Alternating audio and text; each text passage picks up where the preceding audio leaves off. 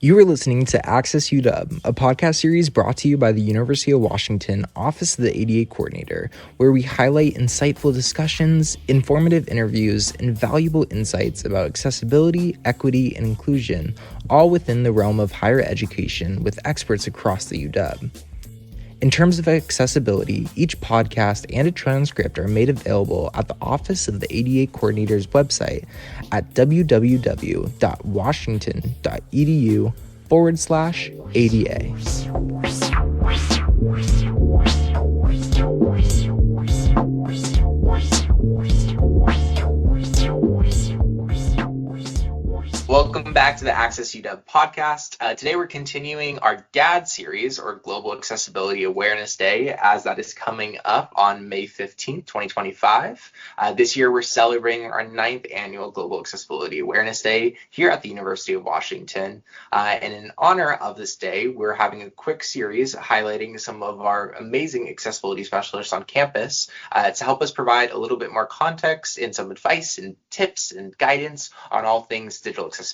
And today we're specifically going to talk a little bit more about course content accessibility, and we have an incredible expert with us today. Helping me moderate today is also Bree Callahan, our ADA coordinator. Bree, would you like to say a quick hello? Hello, great Husky listeners. This is Bree Callahan, your university's ADA coordinator. Excited to bring you all into the fold and meet Mary-Colleen today as she dives into course content across her academic spaces.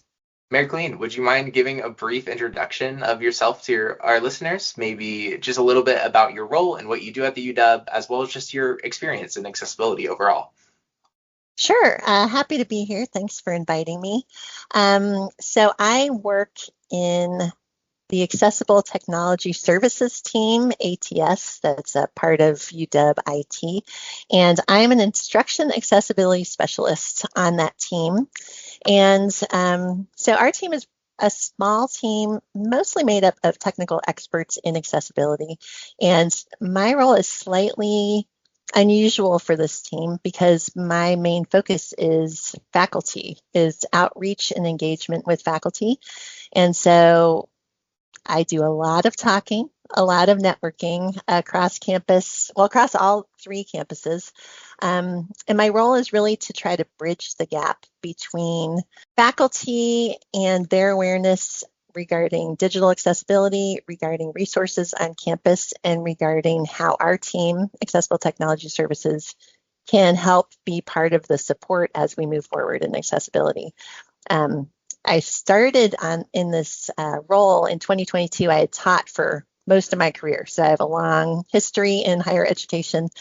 And I had stopped teaching in the College of Engineering in the spring of 2022 and got the then director of ATS, Cheryl Bergstaller, was looking for someone to kind of be a gap filler, I guess, because she saw that a lot of people in staff positions were aware of our team, but faculty weren't super aware of our team's existence, let alone not necessarily fully aware of digital accessibility and how that helps students with disabilities and how that makes content more accessible to everyone. And so that's kind of where I came in. I like to talk. I like to give presentations. I had the classroom experience, and I was really building a deeper understanding of accessibility as on my own, especially after COVID. And it just kind of worked out really well that the job suited me and I suited the job at that point. But I've learned a ton since then. I've only been in this role since 2022, so a couple of years. And that is wild to think that you've only been here since 2022, as you've been a fundamental part of growing accessibility knowledge among instructors and academic departments. So we're so grateful to have you here, and we're so grateful to have you part of the Digital Accessibility Initiative. As folks may be familiar with already, we are working to come into compliance with digital accessibility standards in accordance with the ADA, but we're really trying to instill digital accessibility across all of our programs, services, and activities. And a big one of that being course content and how we deliver our course content. So, Mary-Colleen, as a former instructor, I would love to hear from your experience of why do you think digital accessibility is so important in relation specifically to course content? That's a big question. Because it is. When I came into this role, my mission was really student oriented, which meant it was faculty oriented. I taught for so many years and cared so much about my students and their experience. And I realized I was not super aware of the accessibility piece. I thought I knew about, accommodations requests and about helping students who had various disabilities. But when I got into this role, I realized all the stuff I thought I knew was just a small drop in the bucket. And so I think we create all this content to do our best for our students and to help them on their academic journey. But if we're missing that piece, that crucial piece of knowing the basic best practices and tools to enhance the design of our content so every single student has access to it, we're missing a huge number of people and we're not really fulfilling our mission, as educators.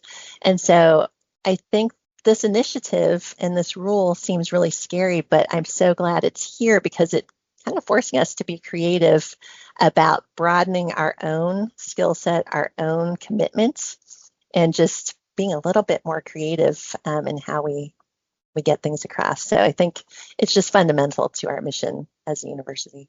I really appreciate you highlighting of just both from the educator perspective as well as what the mission of the University of Washington is of itself.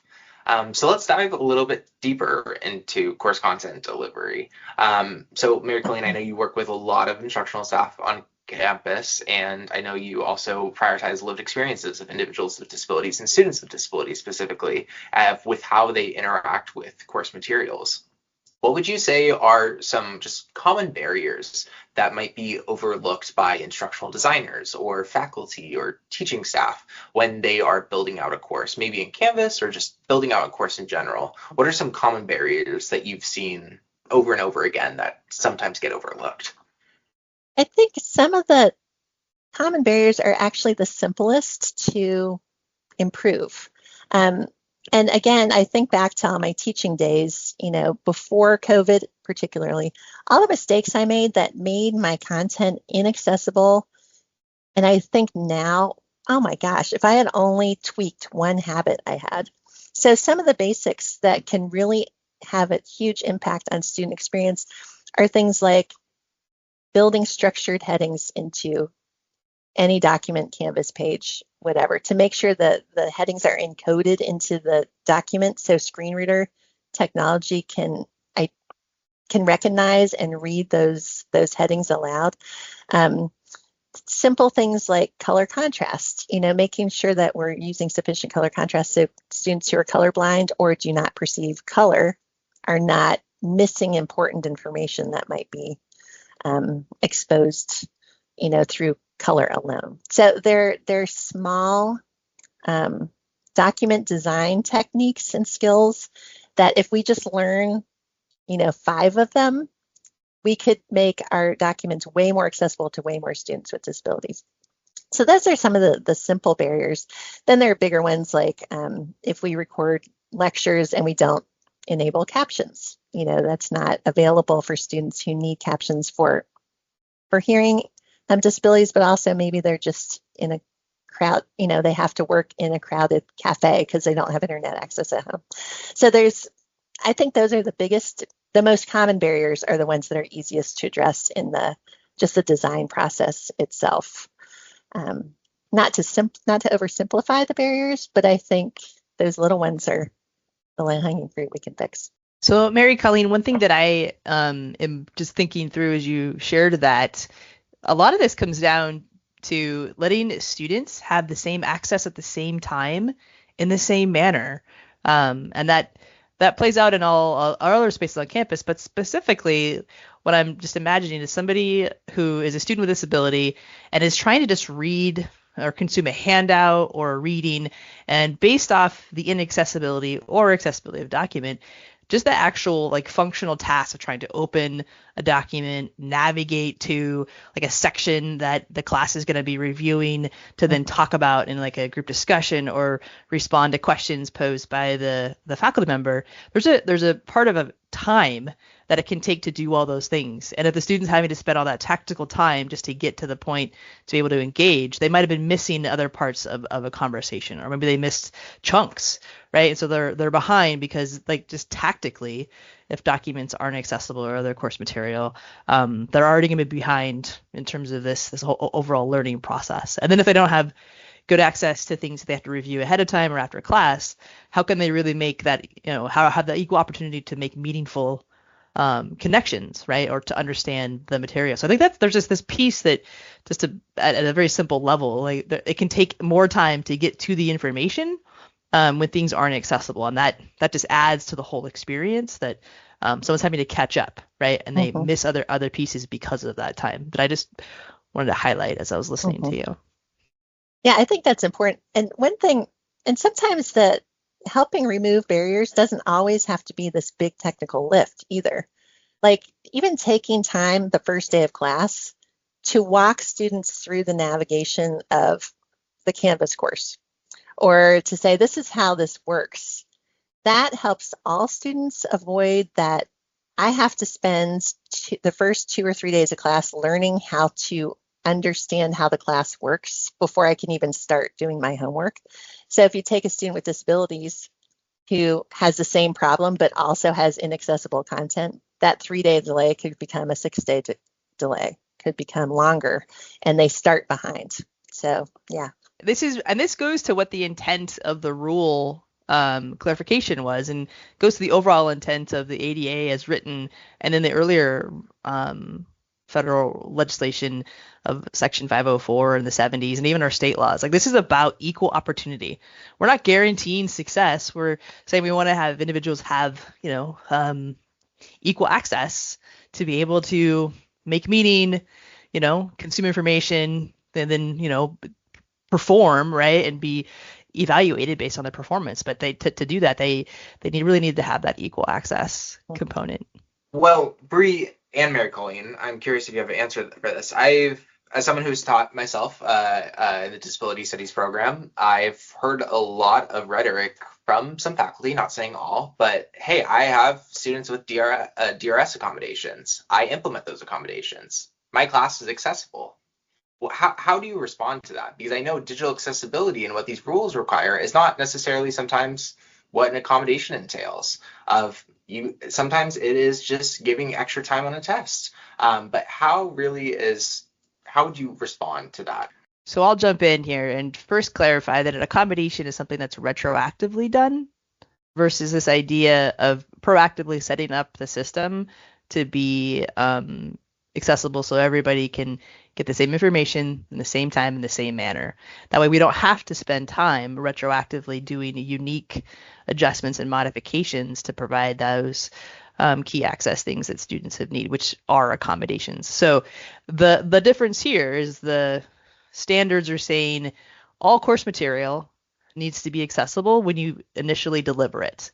So we're removing the need to retroactively do those unique accommodations for students, which ultimately, to be honest, saves time and money, and provides us a way to live out our mission and values, right, of diversity and access and inclusion, and give students the chance to be a equal student with their peers in the class. So there is a difference of what the purpose of an accommodation is, but this goes back to the intent of getting things to be accessible for all from day one. I like that you asked that question about, and you use the example, well, I've fulfilled the accommodations request, so therefore my class is accessible, right? Because I think we do there's a language challenge sometimes when we talk about digital accessibility and accommodations and universal design for learning and inclusion. They're not synonyms. They're part of a whole, but they're definitely not synonyms. So I'll get the same question saying, well, I use universal design for learning principles in designing my course, so it's accessible, right? It's the same, not necessarily. So accommodations make it accessible for that one student, not for all the students. Universal Design for Learning offers a wider inclusivity for all students, regardless of background, but it doesn't necessarily mean you've used the technical skills and best practices to make your content accessible. So they're all related, but they're not exactly the same thing. So a lot of times I'll say to faculty when this comes up, that's great that you're, following through on the DRS letter and you're working with the student. However, not all students who would qualify for accommodations access DRS. And sometimes for they have reasons for not accessing DRS. So you don't know how many students with disabilities might be in the course that haven't accessed DRS, or who maybe haven't been diagnosed or don't know that they have a disability. And so we want to make our courses fully accessible to all of them. So again, in a proactive way. So we're setting the bar equally for everyone in those courses.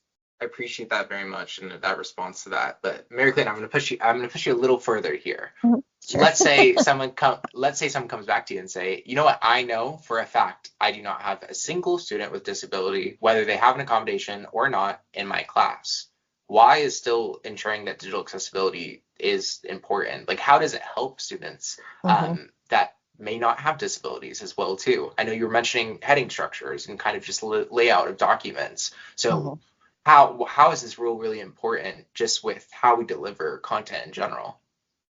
Well, there's the phrase, accessibility is essential for some, helpful for everyone. You don't necessarily have to have a disability to benefit from the efficiency of using content that is digitally accessible. I know plenty of students who listen to their content through a screen reader or other technology because they have so much to read. It helps them absorb the content better if they can listen and read at the same time. We have students who have, overwhelming anxiety and stress about their lived experience along with academics, and having a really well-designed document, having lecture recordings can really help them be successful as students in this, this environment. Second language learners benefit from this. Students who are temporarily disabled or sick benefit from it. I could go on and list a ton of reasons why all of us benefit from accessible technology. But I will say, I do believe it makes us better instructors creating better content. And I know this from my own experience. When I changed a lot of how I produce things based on what I had learned, especially through COVID, about what students benefit from, my slide decks were more efficient. I was more efficient in class. I chose more intentionally what I was using, and my classes got better. So there's a lot of benefits that go beyond what we think sometimes. I appreciate that. And thank you for kind of clarifying some of those myths and misconceptions that folks have, because I think just having a baseline of starting is really helpful for everyone here. And I know you're talking a little bit about some of the common barriers that you see on documents, but I'm curious of how that translates to our learning management system, specifically Canvas, of how we put content in there. So you were talking a little bit about document structure with heading. Am I going to have to learn a whole new set of skills when I build out my Canvas course as well too? No, and that's the great thing. So I often talk about the 5 easy skills to learn, and that would be heading structure, meaningful linked text, color contrast. What are the other 2? Using accessibility checkers, and there's one more that's floating up here. Alternative text. Thank you. Almost the most important one, alternative text.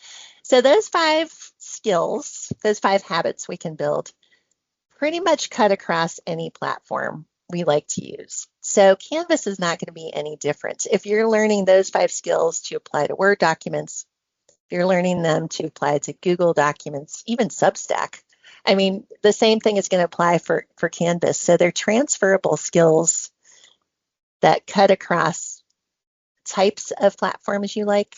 So the same thing in Canvas. And what I love about Canvas well, one of many things I love about Canvas. One of the most inaccessible pieces of content are PDFs. And there are many reasons people have PDFs, but when we create PDFs based on content we're designing ourselves, oftentimes we're creating an unnecessary barrier. So with Canvas, instead of creating a Word doc or a Google Doc that you're going to upload as a file, which may be inaccessible, you could just build that content into a Canvas page itself. You can use the accessibility checkers in Canvas to keep that maintained, to check it. And it's way easier to maintain than double checking all your files to make sure any edits you make or any revisions you make are running through all the files.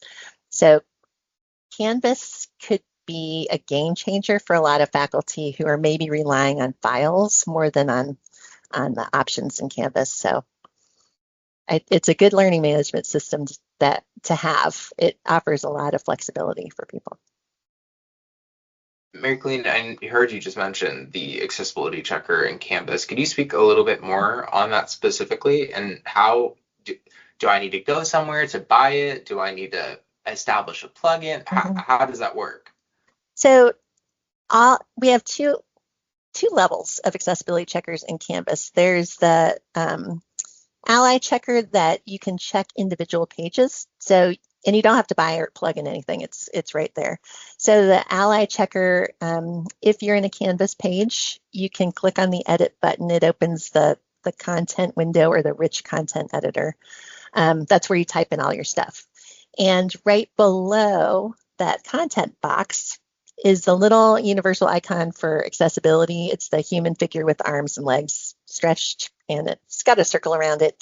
You can click on that. That'll check that individual Canvas page for accessibility issues. It's not 100% perfect, but it's pretty decent. It's not going to check your headings, for example, because there would be too many false positives. So headings is a skill that you need to be aware of. So we have that. Then we have the Ally Course Accessibility Report. That's a more robust and in-depth accessibility checker, and that will check your entire Canvas course. So you're going to get a ton of information from that. And I was telling a group of faculty this morning, I wish I could just sit next to each person as they look at their Canvas course accessibility report so I can soothe them, because it can be a little intimidating and overwhelming. You get a ton of information with that because it is checking your entire course plus all your files. So if you're the sort of person who just exports one Canvas course from one quarter to the next and all your files travel with you, that means it's going to check the accessibility of every file, even files you're not using anymore. So if you're just kind of keeping them around, because we're all kind of digital hoarders, if you're a faculty member, you know what I'm talking about. You want to maybe pull out the old stuff, because that's going to show up in your score. So even if you haven't touched that file for 5 quarters, it's still going to run an accessibility score. And that's why it can be a little overwhelming. But it's a great tool to look for patterns and to look for things you typically do that maybe you could start learning just the skills to correct. So, Mary-Colleen, one thing that I have had the chance to learn from all the fantastic faculty that I've been able to engage more with this year on this particular topic, there's definitely a state of overwhelm of learning something new, even as simple as this may be. So I'm curious if you know of any other ways that maybe not just as an independent person, but how could a group of faculty, right, or a group of folks within their department, right, lead into an approach that they could do as a community together, because that could also be a very supportive way. So it's not just about the individual learning, but they could be learning with the group or having peers that they could continue to learn together. Do you have any suggestions of how academic personnel could tap into something where they could do group learning together, perhaps, that you may offer, or we offer at the UW? Yeah, actually, I love this questions, because I've been piloting a few little options. And so this is kind of good, because I'm going to open an invitation for anyone who's around during the summer, either teaching or just wants to get moving. The first is called the POP Working Groups. I piloted this last summer I got 11 faculty to actually meet with me all summer long. Shocking. We all found the same time. And basically, we met once a week to set a small accessibility goal. And at the beginning of the meeting, we talked about what the goals were. Everyone had one. How'd you do? Did you meet your goal? Did you not? What were some of the problems? Then we had 30 minutes of working time where everybody just worked on accessibility for their courses. And then we did a checkout where people said what their goal for the next week was. And so that was a pilot last summer. And I'm hoping to pilot it again this summer and with an open invitation. And what was great about it was these were faculty from all over. Most of them didn't know each other. And by the end, the testimonials, what they said was valuable was amazing. They felt, one person said she wasn't intimidated anymore by the idea of accessibility. One person said it was so fun learning what other people were doing and what their challenges were because it made her feel a little better about being where she was. It just was a great experience for everyone. And they got work done every time we met because we had the 30 minutes of guided work time. And I was there to kind of answer questions and whatnot. So I'm hoping to do that again this summer. I think it could be a great model for all kinds of departments. And then I've been working with the School of Public Health on mini lessons, also the biology department, which are 30 minutes, boom. 15 minutes, I give you a little skill, explain it, 15 minutes of practice, and then we're out of there. And we've done a series of these, and they seem to be, people like them. They're short, they're easy, and they keep people coming back. So it generates more of a conversation. So I'd love to do more of those as well. Those sound ideal for just that kind of community learning. Because I certainly know we as humans like to talk to our peers, right, Mm-hmm. or our colleagues, and I know that would happen in the faculty space as well, as they're chewing through metaphorically, right, some of this content that they're going to have to build the new habits in, which I love that analogy, right, that everyone's building just some new habits or honing some new habits. So those are some great resources.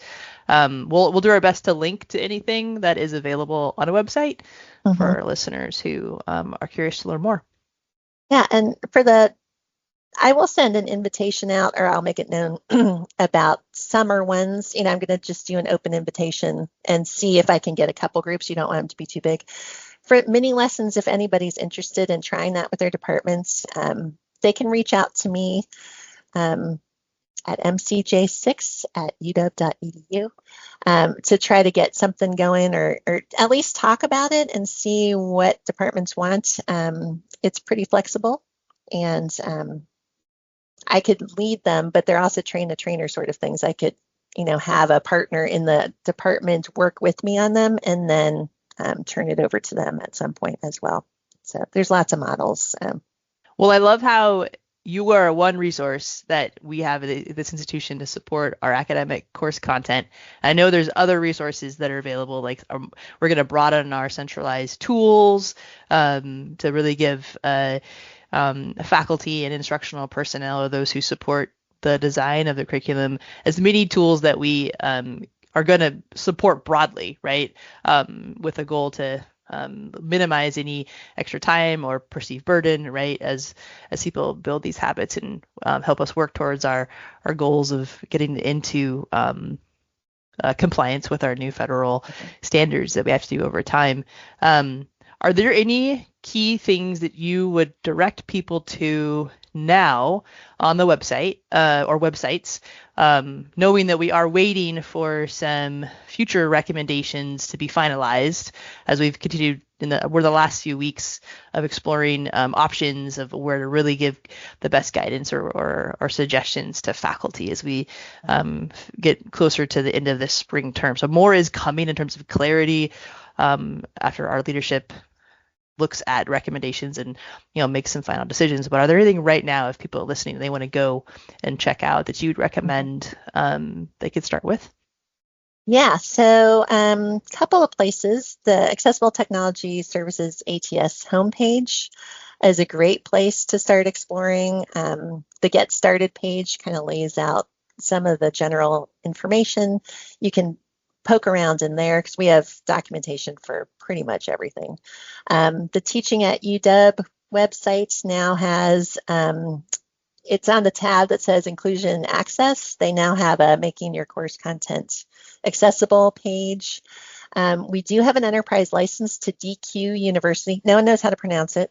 It's DEQUB, DQ. And that is an online library of courses and materials related to all things digital accessibility.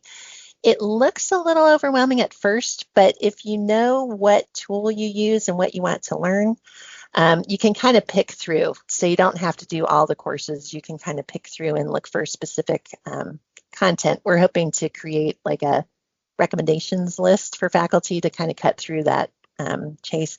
LinkedIn Learning has great stuff. We all have free access to LinkedIn Learning. I'm trying to think, and look within your departments. There are a lot of people throughout this campus who are doing really cool things with accessibility. Chemical engineering, I know, Paul Allen School is doing a ton. There are lots of people within departments who are quietly doing a lot of work that we don't even know about. So look for your peers and see how they're doing things, because there's a lot of great people out there to help. And Tacoma and Bothell have great digital accessibility people on their campuses as well. And the libraries. I was just thinking that actually. Those are some great tips. Because I know some people just want to start doing a few small things right now. So those are some great places to start. And then as we being through the provost and other leaders who are really trying to help provide good, clear information so folks can really start churning away and start practicing these things as we get prepared, right, to have our new habits in place by next spring quarter. More information will come out, and there will be more guidance, such as, really embracing tools we already have centrally, right? Such as Canvas or website templates, etc. So things that will be available. And the general thing I want faculty to hear is if you're following guidance put out by the university and using the tools that we recommend, we all know that we're all working towards the same goal, right? And this will be some time to transition. And so by just following the guidance put in front of you all or anybody really who's doing digital content, we're all going to be protected by that, because we are doing the work and making progress towards this new compliance goal. So just wanted to little plug for that in case they're worried about what does this mean for me personally. Yeah, I hear a lot of concern. I talk to faculty all the time, and there's a lot of anxiety around what do I have to do? How far do I have to go? Do I have to be a web designer now? Do I have to learn all these new tools? And I think it's understandable to feel concerned. Where am I going to find the time? I have a lot of other things on my plate. How am I going to learn these things? And my message always is, kind of get your feet on the ground before reaching for the moon. I want faculty to try to reach a certain foundational comfort with some of these skills that are doable within a time frame, within their capacity. And don't reach for that hardest thing, like the data visualization that's got 1,000 data points on it. That's not necessarily the first place to go when you're looking at where do I start. The first place to go would be, what are things I can do with my skill set now? Maybe learn a few things with the tools I currently have, with my work process, and then get there. And there will be resources and help for those really hard moonshot type of content. And I think if we start too high at the hardest level, then that just makes it harder to see what's in front of us that we can actually have some control over working on. So again, a little self-care on that. I think, be okay with making some mistakes, but it'll be okay. I really appreciate you highlighting that approach. And Mary-Colleen, I think that's the slate of questions that we have for you today. I know you've given such great advice and steps. Do you have any last comments that you would like to say to faculty or anyone listening in to this podcast? I think other than, the step by step, keep it consistent, don't just, forget about it. But I also think it's really important to keep track of what you're doing. Like if you go to a webinar, note it down. If you make some strides in your accessibility score, note it down. Like keep track of your successes and keep track of what you're doing, because you'll see forward motion that way. You'll rack up an I did list of things that you learned and succeeded in, and sometimes it's hard to remember to give yourself credit for that kind of stuff. So keep a record. I really like that approach, and just to highlight all the work that you're doing to make your classes more accessible for all. But Mary-Colleen, that is all we have for you today. Thank you so much for joining us and everything that you're doing to support faculty and everything that you're doing on the Digital Accessibility Initiative. I know we're very grateful to have an in-house resource like you. Thank you so much. If this is a problem we've got, I'm enjoying trying to solve it. That's for sure. Thank you.